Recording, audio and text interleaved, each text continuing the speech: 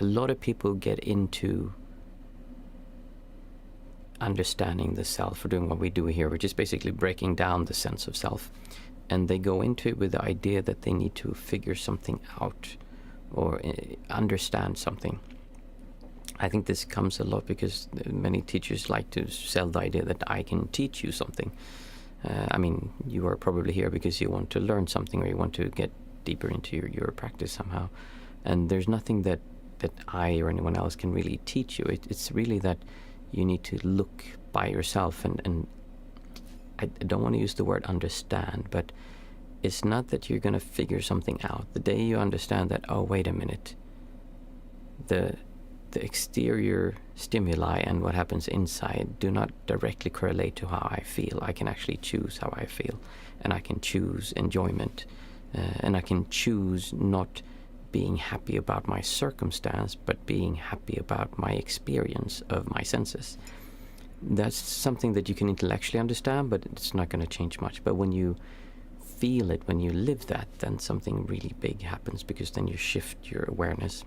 So I just thought about it, how a lot of people focus so much on understanding knowledge, and they learn text and they try to understand all these things. And ultimately, I mean, that doesn't really make any difference. If that was true, then everyone who was a theologian and understand all these, or who know all these scriptures, they would be enlightened, and they're not. I mean, at least I haven't met anyone. Maybe there is someone who isn't. I just haven't seen them.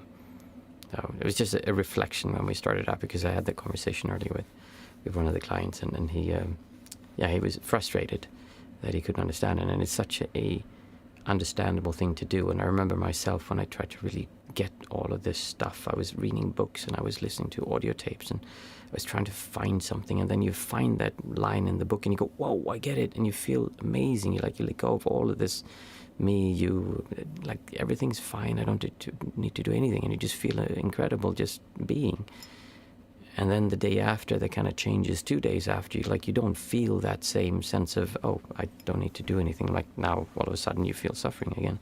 And you go back to the book and you read those lines. You're like, maybe it was moonlight. Maybe it was a special light. Maybe I said some incantations. Maybe I did a special prayer. And we think that it was that line that changed our perception, but it was actually something else. It just helped us point towards that.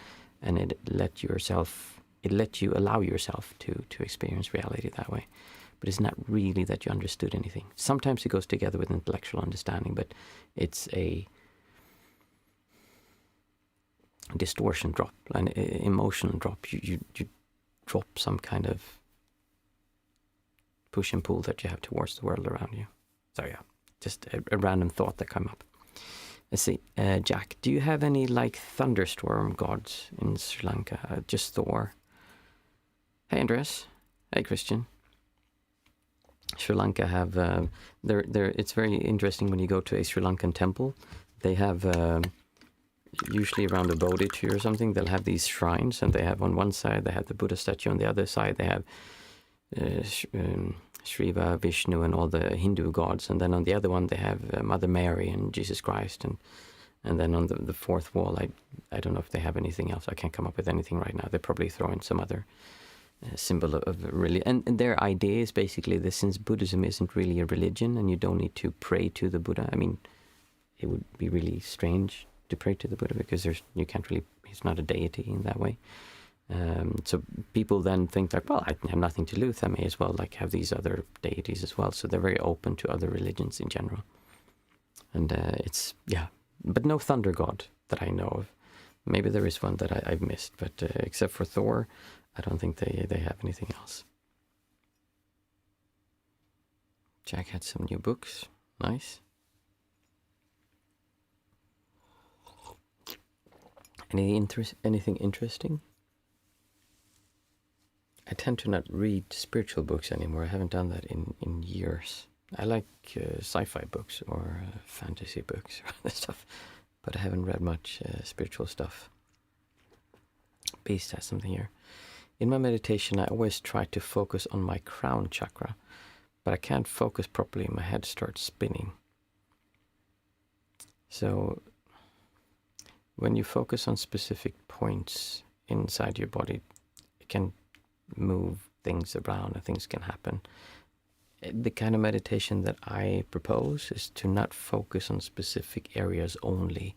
We want it to be a wide awareness. We're aware of what's happening inside of us. It can also be during different times. I have a lot of pressure in my head sometimes in specific areas. And if I focus on that, it's like that just builds and becomes harder and harder and harder. And that's not always the best thing to do. It can be better to just focus on, a wider area. And the thing is, when you have a wide focus of awareness, these kind of things, they tend to lessen and to loosen themselves up. But you also do go through weird stuff that happens, like aches and pains and pulls, and like sometimes your body is going to be just twisting like this, or you'll have like the head going like this, or jaws, and there's all kinds of weird things that can come up. I think I can't handle the pressure, and you start spinning. Yeah, so then if it gets really bad, you can open your eyes. Then you can always do walking meditation as well. But if the pressure is too high, sometimes I've had it like this insane migraine when I was really worried that I'd have an aneurysm in my brain, that something would just pop, because there was so much. Oh my goodness, the pain was insane. I couldn't really, like, it's just flashing lights. And just take a break. I mean, at that time, I meditated a lot, like the whole day pretty much. So then I just took a break. I tried to eat a burger or something really fat, some heavy food. I tried to take a shower or something that just distracted me and stopped me from doing this. But if you feel pressure in your crown chakra, I would focus somewhere else. Again, I propose a wide. I don't like this kind of focus when I'm meditating. I want a wide focus of awareness. I see JVB. Hello. When meditating, I see images of waves ebbing and flowing. And then physically I sway left to right in sync with the waves I see. Am I meditating correctly? That sounds more like concentration meditation, when you're trying to lull yourself into this calmness and you're focusing on something, and that can be something you see, or like a wave. That would work. That kind of meditation would tend to make you calm and relaxed, but you wouldn't really be aware of the things coming up inside of you in the same way. But again, people say this is right, this is wrong. It all depends on what you want to do. If you want to become calm and relaxed, then that's probably a very good thing to do. Mats, I'll head out early today. Thanks for sitting. Pleasure as always. Have a good one. You too, Mats. Jack, Mark Twain collection is brilliant. Oh, nice. I never read Mark Twain, actually. Actually, maybe I did. Catcher in the Rye, is that him? B, sometimes I also hear things that I can't comprehend. Yeah, there can be, sometimes there's voices and you hear echoes, and you can hear, there's can be like banging sound that comes up, like really loud things, and there's all kinds of weird stuff. Again, this depends on what you want to do. Some people like to cultivate those things. They consider them magic. And I always saw that as a waste of time, because if you figured out how to do that and hear something that wasn't there, then you're going to get caught up in the idea of, okay, am I listening to an actual physical place somewhere? Am I making this up in my mind? Is it an hallucination? Is it the past, the future, the present, another dimension, another planet, another me? I mean, it just doesn't really lead to anything useful, at least from what we're trying to do here. So I don't spend any time analyzing those things. I just note, oh, okay, I'm hearing something that isn't here, and then I focus on what's happening here, and usually my breath. So yeah, I don't spend any effort on things like that. Jack, Mysterious Stranger has become one of my top 50 books, like immediately. Nice.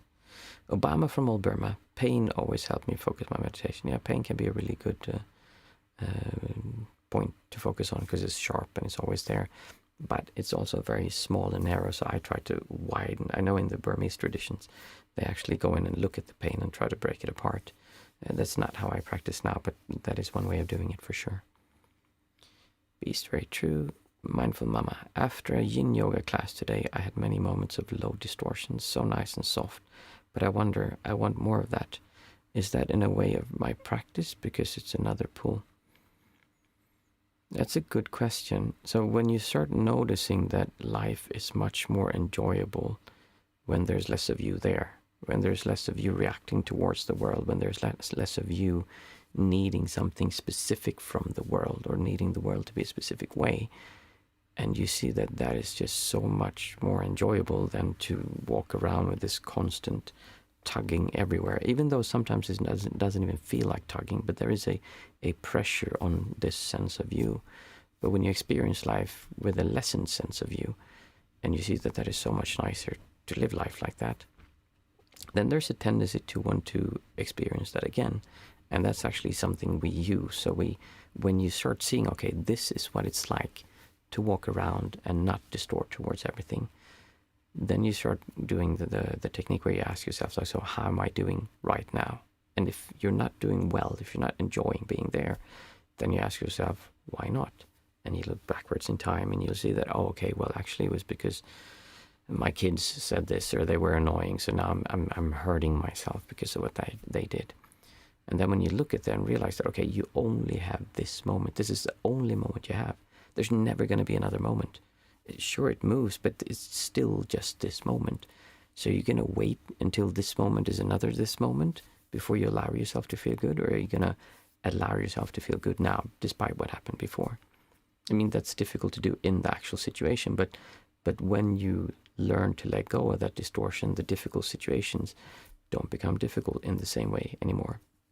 You still have this thing you need to solve. The kids don't want to have their socks on, or the kids crying and want to watch TV or whatever they want to do. That is still going to be there, but the feeling of that distortion will lessen and disappear. And then you come into this, okay, you still need to take action without that distortion, and that's remarkably easy to do and effortless once you understand that you don't need to do this. But before that happens, it can be quite strange to get that that's actually a nice thing to do, because we believe we need that feeling to do something. So yeah, that's a good point. I see that as a good thing. In other words, like when you see that and you want to come back to that, then you start understanding, okay, I need to trade this sense of me for this. I need to trade this away. I need to give this up. And that is something that the self doesn't want to do when it's inherently difficult to do. It's resisting to do that. Andreas is saying, if I understand you correctly, meditating is learning to accept and observe what you feel in your body, regardless of whether it's a good or a bad feeling.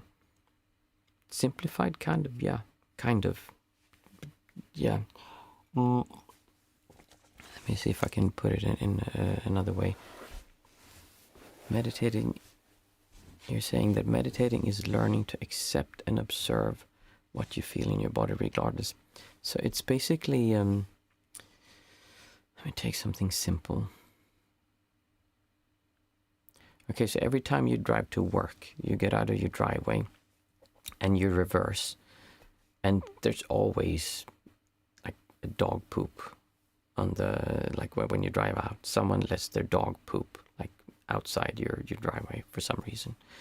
And you feel that and you go, oh, that's so irritating. How can they do that? How can they let their dogs poop outside of my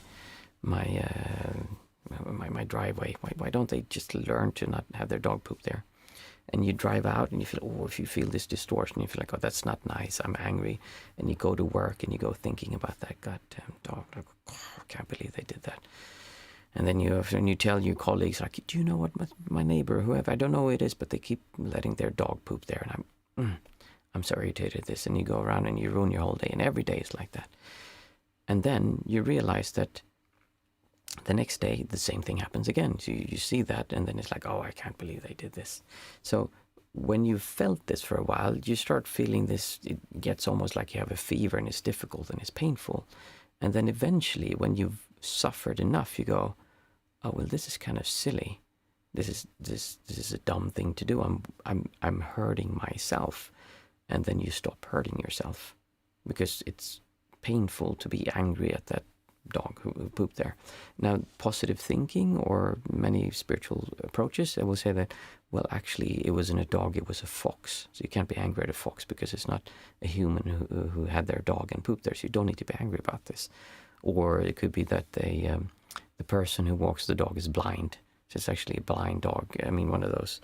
And then you go, oh, okay, I don't need to feel angry about it because obviously the blind person. Then you're making up an excuse as to why not to feel bad. I am saying you observe this distortion and you feel this is not nice. Why am I doing this? And you let go of doing that. And when you let go of that, that's actually the sense of self. and you have that pressure towards all things around you. But by constantly seeking and asking yourself, how do I do it right? How am I feeling right now? How am I doing? And looking for a sense of effortlessness, of enjoyment, of happiness, or I say being in a good mood, then you're constantly going to be touching this self that says, no, you're not allowed to feel good because there was someone, and you have this whole story about that person who let their dog poop outside your driveway. And so you have to constantly face that and see that there's something inside of you reacting, just letting go of that. So yeah, basically what you said, but not exactly that simple. Jack, I wish all participants good night, take care. You too, Jack. Mindful Mama. So it's just continue practicing these things over and over again. Yeah, and the more you do it, the more you run into things and you see that, oh, I've seen this thing before, and then the more you touch that thing, the less it's going to hurt you. It's the same we do naturally when we grow up, when you're young and someone looks at you, and it's so important how we look and how the hair looks, and then if it doesn't look that way, it's so difficult. But then as we grow older, you kind of let go of that because, it's not so important anymore. But when you were younger, it really was, or something happened and it was really bad in the beginning, and then it lessens and lessens. So it's the same thing. It's we look at these things, and over time you learn, hopefully, to let go of things. But some old people don't. They get angry and grumpy. So yeah. Mindful Mama, very good example. It's so much I am entitled to feel like this, and I even want to feel this way by telling my colleagues. I want their reaction and confirmation to allow myself to feel it. Yes, that's so true. It's so true. I like your explanation. I'm entitled to feel this way. My father, he was absolutely terrible at this. He liked getting angry. He liked getting really fired up. Oh, those bastards. And he was so angry. He was never violent or anything, but he enjoyed that fight, kind of. Usually with like salespeople on the phone, or people who sold him something and they didn't live up to his expectations, something like really silly stuff. But he really liked that feeling because it makes us feel alive. And it's kind of like, I like to feel alive by cutting myself. Some people actually do that, which is terrible. But it's the same thing. We hurt ourselves, and it makes us feel the strong polarity. And when you let go of that and allow yourself to feel enjoyment despite that thing, it doesn't take away the issue, the situation, but it forces you to go in and poke at this sense of self, because you have to let go of that to enjoy now when something like that happens. JVB, what's interesting? As I sway with the waves, I see thoughts and feelings I may have suppressed some earlier time come up, and I give them their proper time to acknowledge them. Sure. You're welcome, Mindful Mama. Did I make it clear, Andreas? My example of the pooping dog?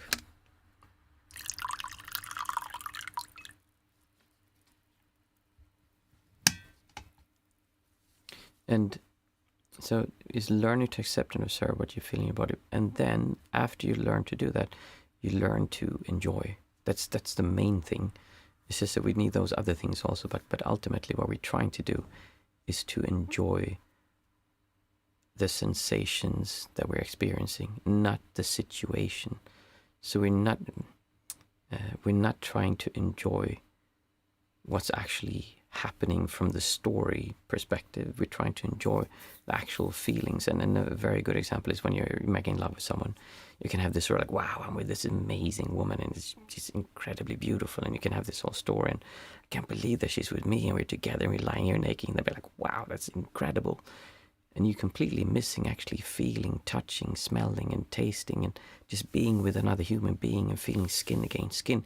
You're missing the experience because you're caught up in the story.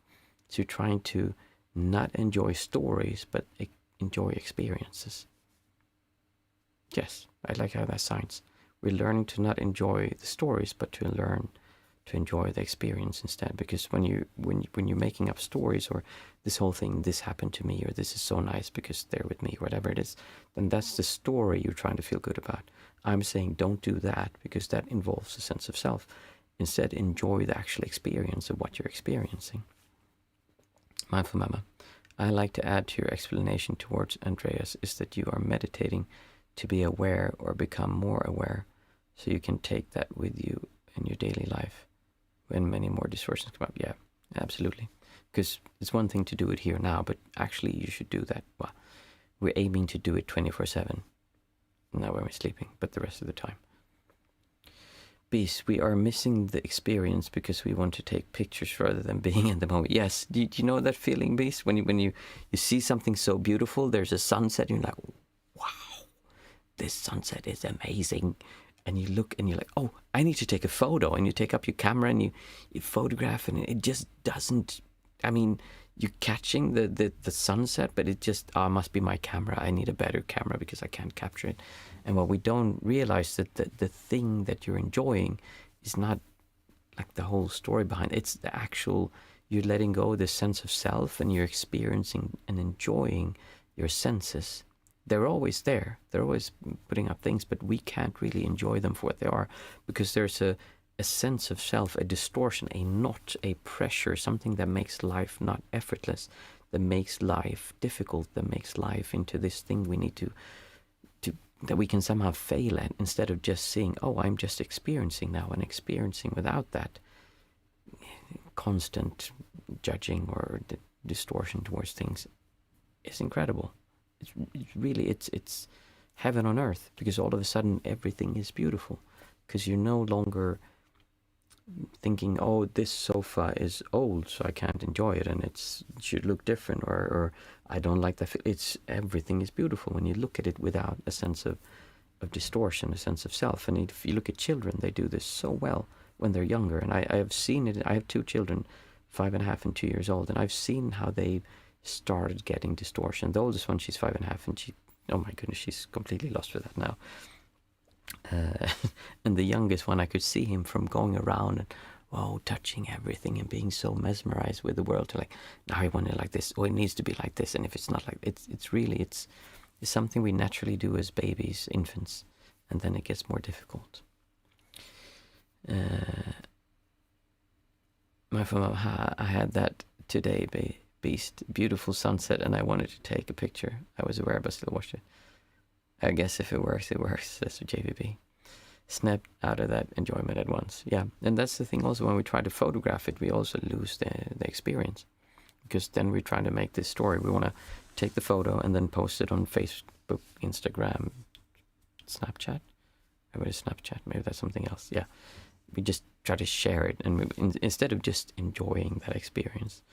Not to say we can't take photos and we can't share our experiences. It's just that it would be good for most people to practice just enjoying the experience, instead of trying to capture the story and the whole thing around it, and just be there. Just look at how beautiful the lights are, and really learn to sink into that feeling of experiencing, seeing that, wow, this light is really... Because what we do is we see this beautiful sunset, and then we want to do something with it. We want to capture it. We want to take a photo of it. We want to tell someone, instead of just sitting still or just standing up and just looking at these shapes of the colors of the shadows, how they're different when it's a sunset or sunrise. They're longer, and you can see the trees, and just become enthralled and interested in reality around you, your experience, not the story. Oh my goodness, it's a beautiful sunset, I need to capture it, I need to take this with me, I can't believe it. So like, that's all stories. Can you see the difference of the two ways of looking at it?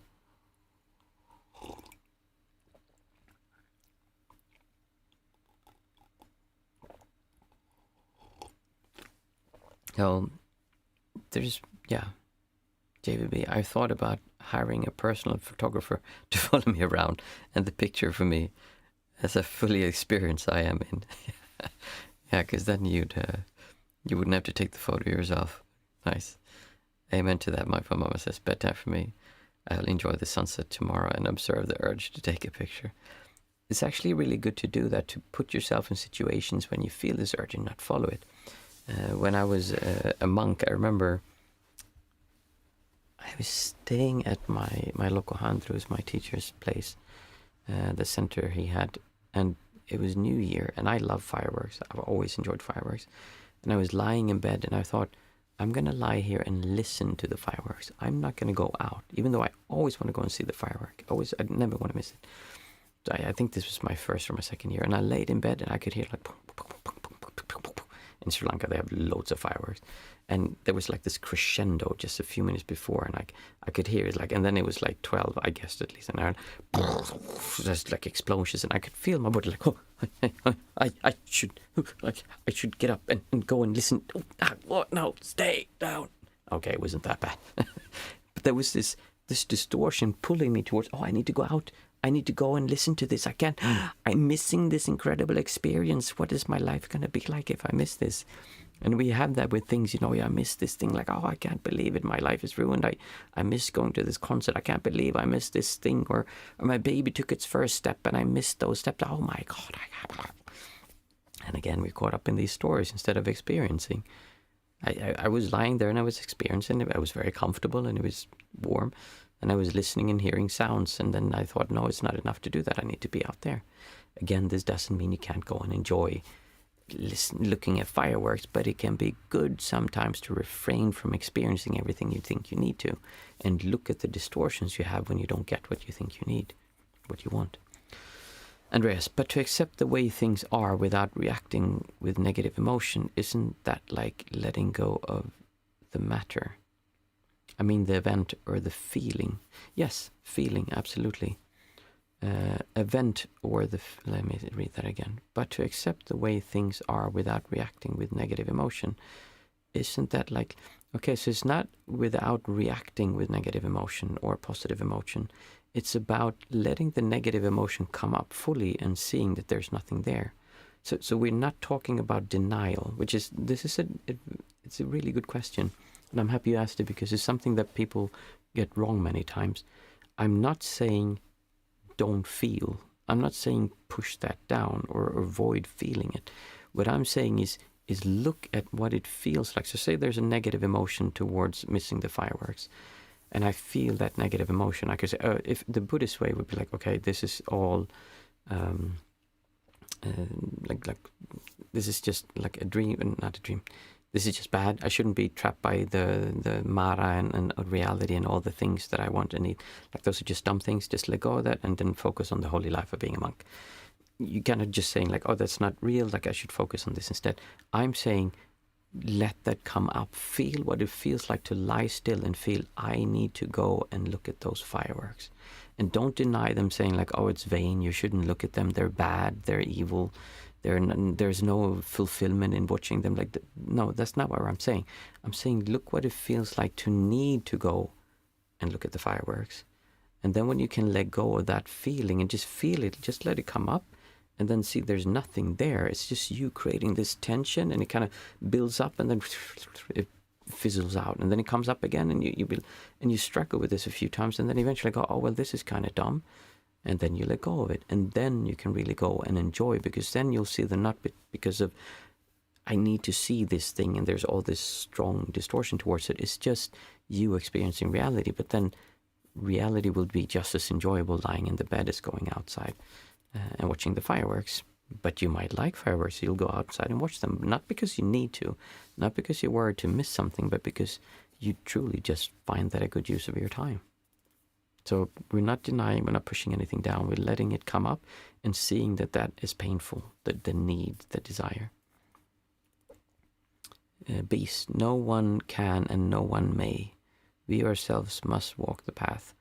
All that we are is the result of what we have thought. It's founded on our thoughts and made up of our thoughts. If a man speak or acts with an evil thought, suffering follows him as the wheel follows the hoof of the... Andreas, to accept and observe that I feel the way I do regardless of whether it's bad or good, that what I feel is okay. To accept and observe that I feel the way I do regardless of whether it's bad or good, that what I feel is okay. In a way, yes. And then when you see that, you turn towards joy and enjoyment. In other words, you believe you need reality to be a certain way to feel enjoyment. So you think you need a story. I need to have this thing. I need to not have that thing to feel enjoyment. So it's going beyond that. But we're feeling, oh, I need to do that. And then you think that if I can have that thing, there's going to be some kind of fulfillment, something at the end of that thing that will give me some sense of enjoyment. And when you've done that enough times, you'll see that, okay, that never ends. There's actually never a long-term fulfillment from anything you can be, do, or have. And doing that over and over and seeing that this is kind of a futile thing to do, then you turn towards actually experiencing your senses, actually being there. So when a lot of people, what they do is they go and see these big things, and they're not even there. They're like in their mind taking Snapchats, photos and stuff, instead of actually experiencing it. And they need to see something bigger, something worse. Or I sometimes tell a story of, I remember so well, a nature program. It was some, maybe it was a funny program or something, and it was a guy who was watching a whale. I don't know if it was a blue whale or something, and he came up to the boat and he was with a video camera, like, oh my God, did you see? I can't believe it. That's insane. Wow. Oh my, Betty, did you see the whale? And he was like this. And I remember looking at that and I thought, oh my goodness, what an idiot. It's never, I mean, I've never seen a whale like that, but I didn't see any. I thought he was so silly. And then when I started saying this, like, wait a minute, I'm the one who's the idiot here. He's actually enjoying, thinking it's amazing what he just saw. I'm saying, oh, I've seen so much stuff because I've traveled and been to so many places. I this is not a huge thing. Like, I'm the dumb person here. I'm the one who can't enjoy seeing. I can't even enjoy seeing another person enjoying this thing because I'm so caught up in my stories. This is a very long time ago, but I remember, it was long before I became a monk, but I remember it still because it was one of the first times when I realized, hey, wait a minute, I'm actually ruining my own enjoyment by all these ideas of what I have, and like, I don't need to see more. I need to see bigger, better things. It's not enough just to go to the beautiful park over there. I need to go to the beautiful park on the other side of the planet. It's not enough just to see the beautiful bird in my garden. I need to go to the other side of the planet, or deep in an ocean to see a fish. We have all these ideas that to allow myself to feel enjoyment, I need to go over there. So it's seeing these things and letting them come up, whether they're good or bad, and just seeing them and accepting them. Oh, they're there and they're actually hurting me. And then turning towards enjoyment. That's like the main thing. And there's another thing in that also that I don't speak so much about because it can be interpreted in so many ways, but it's not doing harm. In other words, I don't try to harm other people through my actions, but also through hurting them with my words, because that's really counter to what we're trying to do. That's a sense of self that wants to hurt someone else. It really doesn't mix with this. So at the same time as you're doing this, if you're doing something to hurt someone else, that's something that I can tell you for sure is kicking you out of experiencing reality as it is with a sense of self, because that is something that pushes towards something. So we try to enjoy and make sure we don't hurt other beings as much as we can. Beast, there's no path to happiness. Happiness is the path. Yeah. Nice. It's getting late, as usual. Always nice discussions. I like the questions, Andreas. And nice to go in and look at this, because it really, when you start asking these questions, you run up against so many obstacles. You're like, I couldn't just enjoy being happy. How can I be happy when this thing is so bad? Or there's all these thoughts. Oh, who would I be if I didn't feel bad about this thing over there? And separating, understanding that you don't need to feel bad to take action is one of the big parts in here. Buenas noches. Sayonara Samara. Good night, Martin. Good night, Beast. Thank you for tonight, and I'll wish you all a happy weekend, and I'll see you again on Monday.